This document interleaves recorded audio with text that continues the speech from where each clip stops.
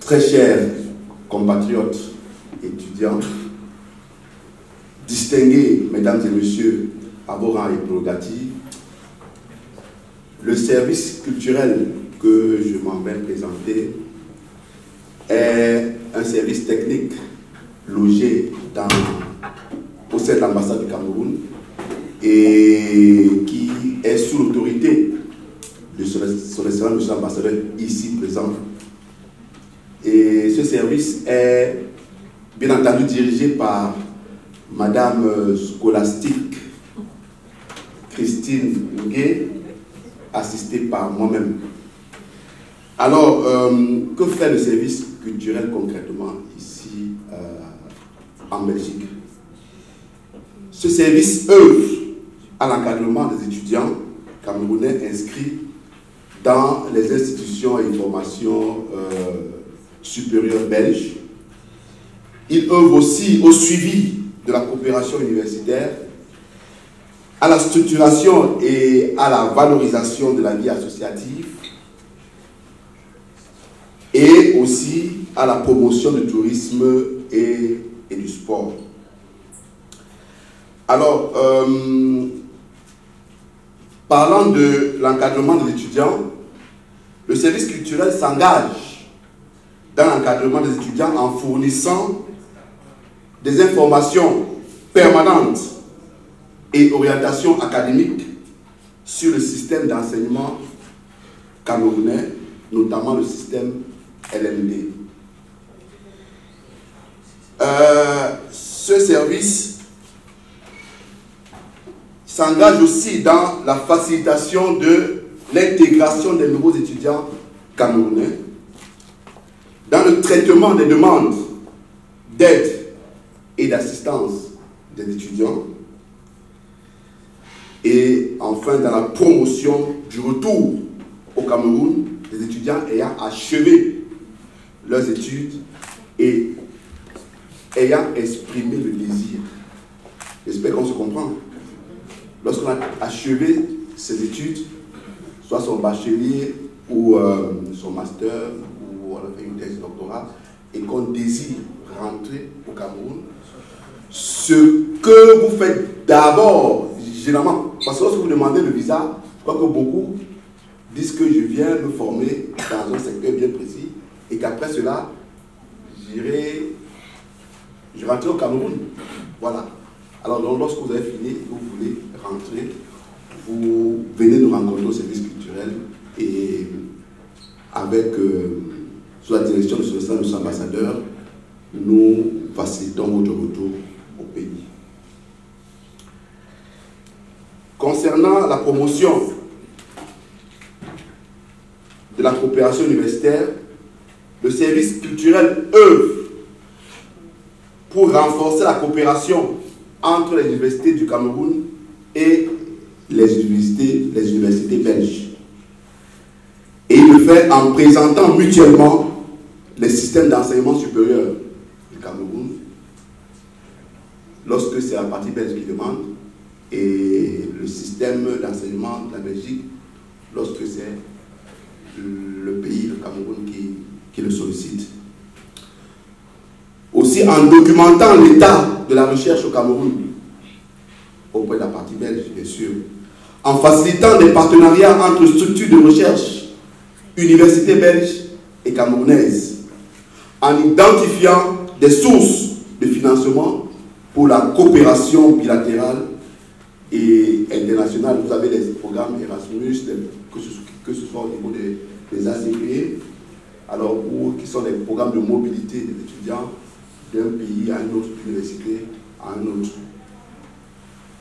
Et enfin, en assurant le suivi des missions de formation, recherche et échange entre enseignants, chercheurs et étudiants. De la promotion de la vie associative et culturelle. Dans le domaine associatif et culturel, le service culturel suit et identifie les opportunités de coopération culturelle, scientifique et technique. Il participe aux activités des associations camerounaises en Belgique. Il facilite la communication et la cohésion entre ces associations Il promeut les activités associatives en actualisant un répertoire qui est logé à l'ambassade, un répertoire de toutes les associations camerounaises en Belgique, qu'elles soient les associations, que dis-je, ethniques ou les associations qui concernent les activités professionnelles que font nos compatriotes ici. Et enfin, concernant cette promotion, le service culturel valorise l'identité culturelle camerounaise par divers supports. En matière de promotion du tourisme, le service culturel communique dans les établissements de formation hôtelière et de tourisme. Le service culturel fournit des informations pratiques sur le Cameroun à travers des brochures que nous avons au niveau de l'ambassade. Et enfin, concernant le sport, le service culturel s'implique en faisant la promotion des sportifs camerounais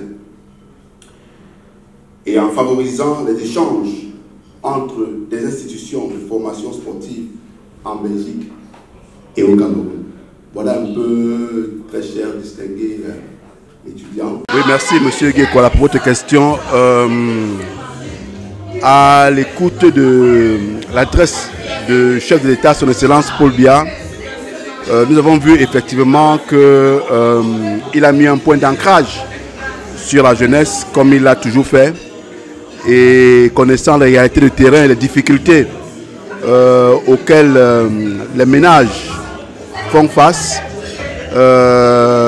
et bien entendu, en tenant compte des crises, qu'elles soient sanitaires et qu'elles soient des crises économiques que le monde est en train de vivre, il a bien voulu donner des facilités pour que la jeunesse puisse normalement apprendre, avoir des connaissances et qui leur permettront de s'autonomiser, de s'auto-employer pour le bien-être de nos citoyens.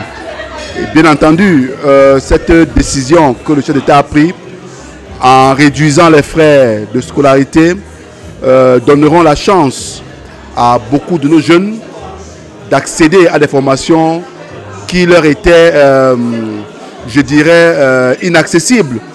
Parce que, voyez-vous, 500 000 francs CFA de scolarité, sans compter d'autres frais inhérents à la formation, c'était quand même beaucoup et il était temps pour que le chef de l'État fasse quelque chose pour la jeunesse. Le chef de l'État a souligné la dépravation des mœurs. Lors de son discours à la jeunesse, il ne faudrait-il pas établir des règles nouvelles face à la violence, l'indiscipline, les stupéfiants et bien d'autres? Ok, concernant la consommation de ces produits, la loi est claire. Quand vous parlez de mettre sur pied de nouvelles lois, la loi est là, elle condamne la consommation de ces produits qui mettent nos enfants, notre jeunesse dans un second état et ce qui n'est pas propice à leur bonne éducation et ce qui met en danger même les apprenants et pour ne pas dire la société tout entière. Alors moi je dirais plutôt que c'est des nouveaux cadres qui devraient se mettre en place et la communication, la concertation et c'est là toute l'importance du ministère de la jeunesse et de l'éducation civique qui devrait continuer le travail que ces responsables font déjà en termes d'éducation, de sensibilisation de la jeunesse. Parce que voyez-vous, beaucoup de nos jeunes sont entraînés, ils croient que ce que leurs camarades font est peut-être la bonne chose et pourtant ce n'est pas ça. Il faut donc que des formateurs, des personnels, l'équipe du ministère de la Jeunesse et de l'Éducation civique puissent concrètement leur faire comprendre que la jeunesse dont le Cameroun a besoin, c'est une jeunesse responsable, une jeunesse qui regarde vers le futur et qui devrait continuer le travail que les prédécesseurs, les pères fondateurs ont commencé pour que le Cameroun reste toujours debout et que nous puissions être ce continent qui a été souligné hier par la plus haute autorité camerounaise. Merci, monsieur Lébé. C'est moi qui vous remercie.